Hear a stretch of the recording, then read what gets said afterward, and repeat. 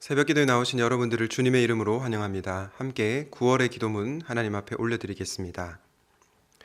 마음 모아 샘물의 기도를 하나님께 드리겠습니다. 먼저 우리의 믿음을 고백합니다. 내가 복음을 부끄러워하지 아니하노니 이 복음은 모든 믿는 자에게 구원을 주시는 하나님의 능력이 됨이라. 아멘.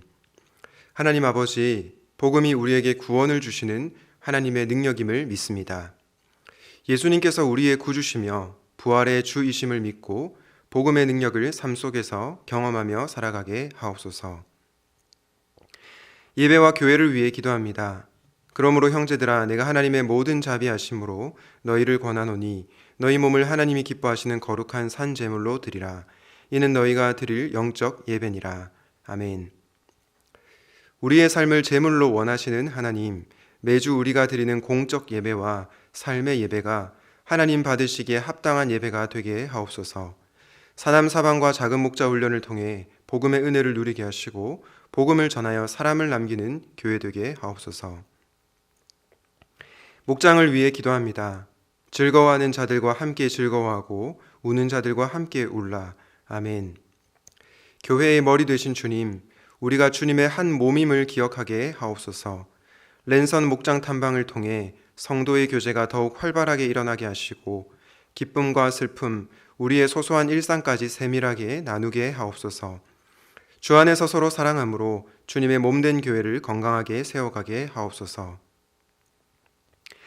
샘물 성도님들을 위해 기도합니다. 우리가 알거니와 하나님을 사랑하는 자, 곧 그의 뜻대로 부르심을 입은 자들에게는 모든 것이 합력하여 선을 이루느니라. 아멘.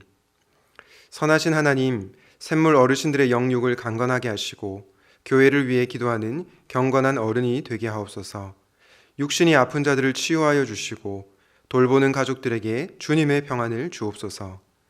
다음 세대 자녀들이 샘물 플래싱을 통하여 하나님을 경외하는 자녀로 자라나게 하옵소서. 청년들의 학업과 진로, 결혼을 축복하여 주시고 선하신 하나님을 신뢰하는 믿음을 허락하여 주옵소서. 나라와 선교를 위해 기도합니다. 지혜로우신 하나님께 예수 그리스도로 말미암아 영광이 세세 무궁하도록 있을지어다. 아멘. 거룩하신 하나님 아버지, 이 나라와 열방을 통치하시는 하나님, 이 땅에 주님의 공의와 평화가 임하게 하옵소서. 코로나19가 속히 잠잠해지게 하시고 온 국민이 힘을 합하여 어려운 시기를 잘 극복하게 하옵소서.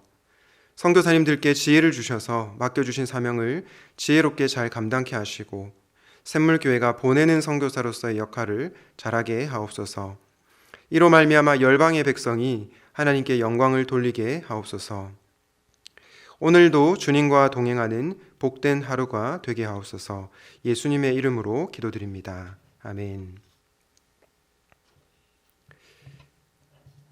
오늘 하나님께서 우리에게 주시는 말씀은 로마서 3장 21절에서 31절 말씀입니다. 이제는 율법 외에 하나님의 한 의가 나타났으니 율법과 선지자들에게 증거를 받은 것이라. 곧 예수 그리스도를 믿음으로 말미암아 모든 믿는 자에게 미치는 하나님의 의니 차별이 없느니라. 모든 사람이 죄를 범하였음에 하나님의 영광이 이르지 못하더니 그리스도 예수 안에 있는 속량으로 말미암아 하나님의 은혜로 값없이 의롭다 하심을 얻은 자 되었느니라. 이 예수를 하나님이 그의 피로써 믿음으로 말미암는 화목 제물로 세우셨으니 이는 하나님께서 길이 참으시는 중에 전에 지은 죄를 간과하심으로 자기의 의로우심을 나타내려 하심이니 곧 이때에 자기의 의로우심을 나타내사 자기도 의로우시며 또한 예수 믿는 자를 의롭다 하려 하심이라. 그런즉 자랑할 때가 어디냐 있을 수가 없느니라. 무슨 법으로냐 행위로냐 아니라 오직 믿음의 법으로느니라. 그러므로 사람이 의롭다 하심을 얻는 것은 율법의 행위에 있지 않고 믿음으로 되는 줄 우리가 인정하노라. 하나님은 다만 유대인의 하나님이시냐 또한 이방인의 하나님은 아니시냐. 진실로 이방인의 하나님도 되시느니라. 할례자도 믿음으로 말미암아 또한 무할례자도 믿음으로 말미암아 의롭다 하실 하나님은 한 분이시니라. 그런즉 우리가 믿음으로 말미암아 율법을 파기하느냐? 그럴 수 없느니라. 도리어 율법을 굳게 세우느니라. 아멘. 오늘의 말씀은 하나님의 의입니다. 하나님의 의는 우리에게 어떻게 주어지는가 이 부분을 한번 생각해 보도록 하겠습니다. 여러분, 로마서 전체의 핵심 주제를 한 단어로 표현한다면 무엇이라고 할 수 있을까요? 저는 단연코 하나님의 의라고 생각합니다. 이 하나님의 의라고 하는 개념은 로마서에서 정말로 중요한 개념입니다. 그런데 여러분, 하나님의 의는 어떤 뜻일까요? 많은 학자들이 이 하나님에 대해서 크게 세 가지로 설명을 하는데요. 첫 번째 의미는 하나님의 성품이다. 하나님의 의롭고 신실하신 성품이다 라고 주장하는 학자들이 있고요. 두 번째로 하나님의 활동이다. 하나님께서 구원하시는 활동이라고 주장하는 사람도 있습니다. 또 어떤 학자들은 하나님께서 우리에게 베푸신 은혜다. 그리고 우리에게 미친 은혜이다. 이렇게 설명하는 분도 있습니다. 저는 여러분들이 이 로마서 말씀을 통해 하나님의 성품, 그리고 구원 활동, 나아가 우리에게 주어진 이 하나님의 은혜인 의를 더욱 깊이 알아가시면 좋겠습니다. 그런데 여러분, 오늘 새벽에는 이 하나님의 의의 개념에 대해서도 설명하겠지만 보다 더 하나님의 의가 우리에게 어떻게 주어지는지를 좀 말씀드리려고 합니다. 바라기는 하나님의 의가 어떻게 주어지는지를 깨달을 때 하나님이 주시는 은혜를 누리는 그러한 여러분이 되시기를 바랍니다. 하나님의 의는 어떻게 주어집니까? 첫 번째로 차별 없이 주어집니다. 여러분, 하나님의 의에 특성이 있는데요. 그게 뭐냐면 차별함이 없다는 겁니다. 여러분이 하나님의 의는요, 이 세상이 돌아가는 작동 방식과는 완전히 반대입니다. 최근에 마이클 샌델이 쓴 공정하다는 착각이라는 책이 있습니다. 이 책에서 마이클 샌델은 능력주의를 비판하는데요. 능력주의가 뭐냐면 기회가 동등하게 주어지고 노력한 것에 대해서 그에 상응하는 대가를 주는 것이 바로 능력주의입니다. 여러분, 기회가 동등하게 주어지고 노력한 만큼 대가가 주어지는 것, 그것은 너무나 좋은 것 아닙니까? 나쁜 게 아니죠. 그런데 왜 이 샌델은 이 능력주의를 비판합니까? 그 이유는 능력주의에 한계가 있기 때문이죠. 실제로 모두에게 동등한 기회가 주어지지 않는다는 것입니다. 예를 들어서 미국의 부유한 집안에서 태어난 한 아이, 그리고 전쟁이 가득한 아프가니스탄에서 태어난 한 아이가 출발선이 같다고 해서 동등하게 경쟁을 할 수 있을까요? 그것은 불가능합니다. 또한 걷는데 전혀 지장이 없는 비장애인과 잘 걷지 못하는 지체장애인이 동일한 출발선에서 출발한다고 해서 그것이 공정한 기회가 되겠습니까? 공정하다고 말하기가 어려운 거죠. 이런 차별을 극복하기 위해서 수많은 사람들이 노력을 하고 있지만 차별은 여전히 이 세상에 존재합니다. 그런데 여러분, 하나님의 의는 어떻습니까? 하나님의 의는요, 차별 없이 전해집니다. 로마서 3장 22절입니다. 곧 예수 그리스도를 믿음으로 말미암아 모든 믿는 자에게 미치는 하나님의 의니 차별이 없느니라. 하나님의 의가 어떻다고요? 차별이 없다라고 얘기합니다. 하나님의 의는 부자나 가난한 자나 비장애인이나 장애인이나 남자나 여자나 차별 없이 주어집니다. 그렇기 때문에 하나님의 의는 너무나 감사한 것입니다. 이 차별 없이 주어지는 하나님의 의에 대해서 감사하는 저와 여러분이 되시기를 바랍니다. 오늘은 하나님의 의가 어떻게 주어지는지를 묵상하고 있는데요. 두 번째로 값없이 주어집니다.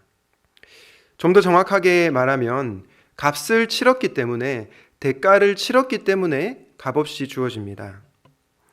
여러분, 누군가가 죄를 지으면 그 죄에 대해서 어떻게 해야 됩니까? 벌을 받아야죠.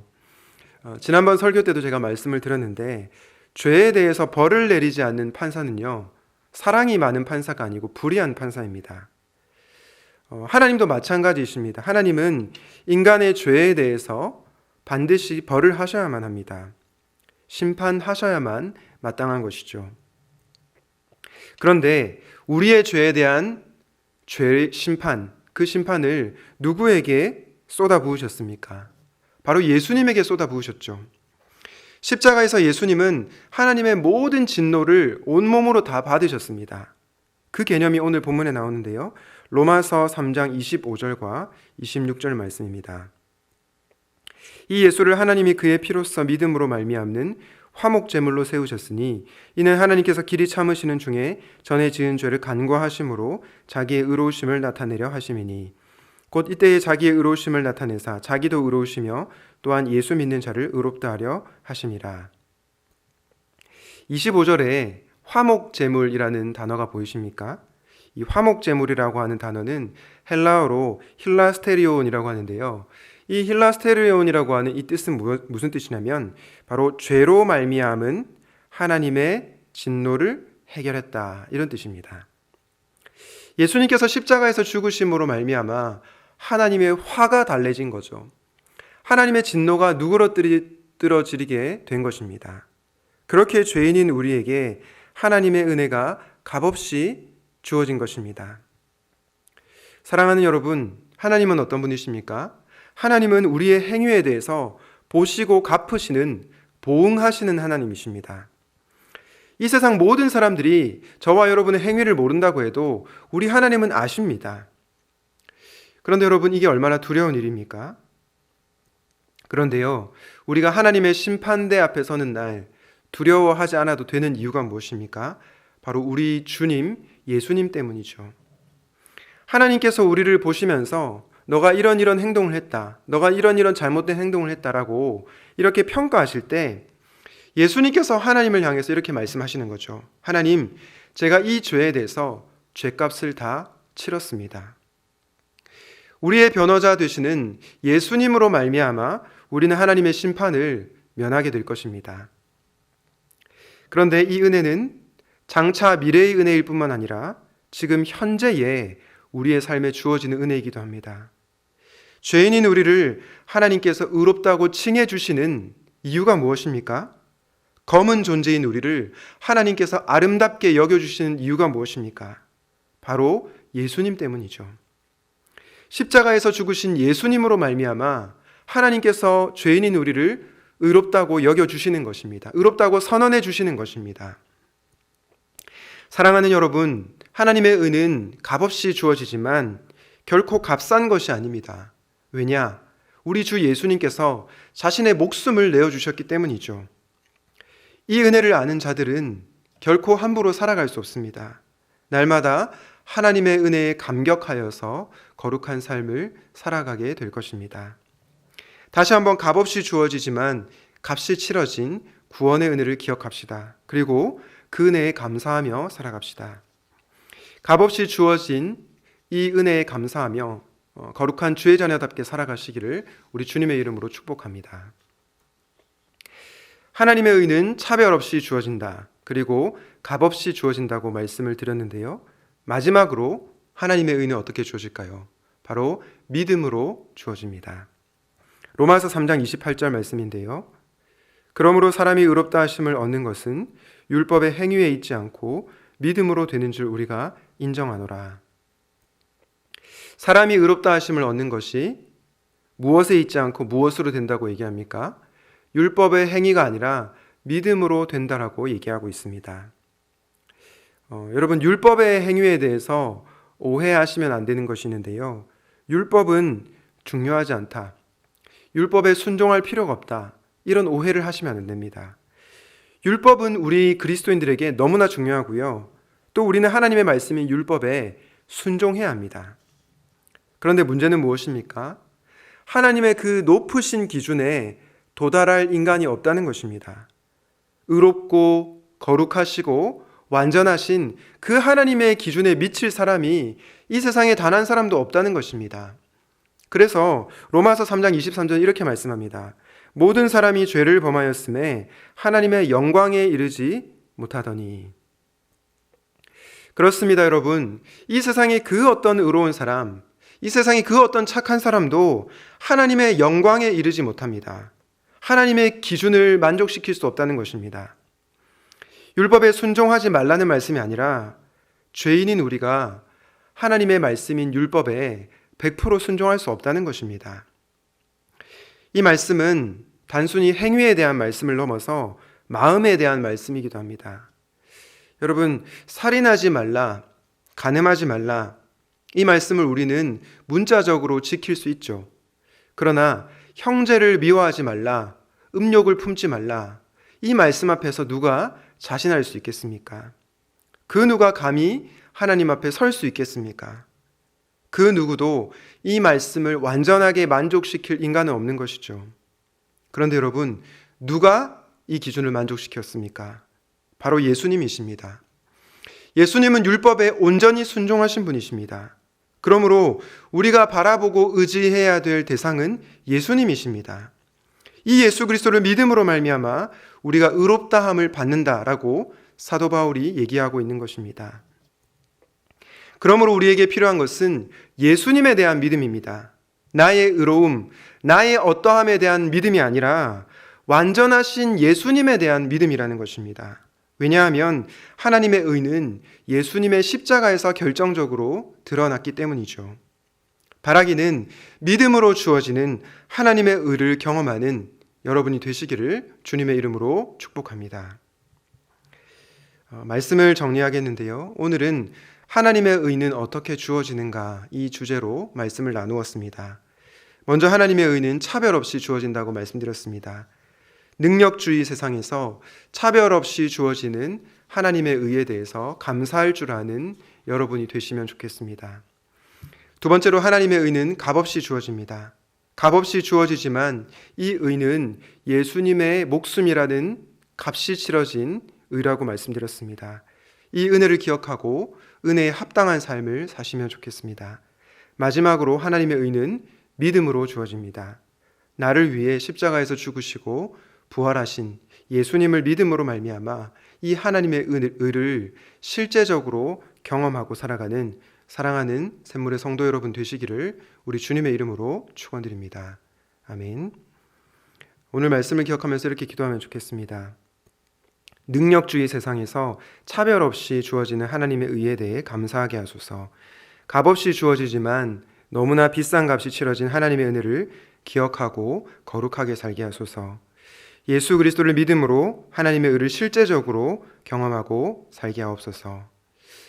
작은 목자 훈련이 시작되었고 이번 주부터 사남사밤이 시작되는데요. 이 훈련과 기도회를 통해서 하나님과 더 친밀하게 교제하는 우리가 되게 해달라고 기도하도록 하겠습니다.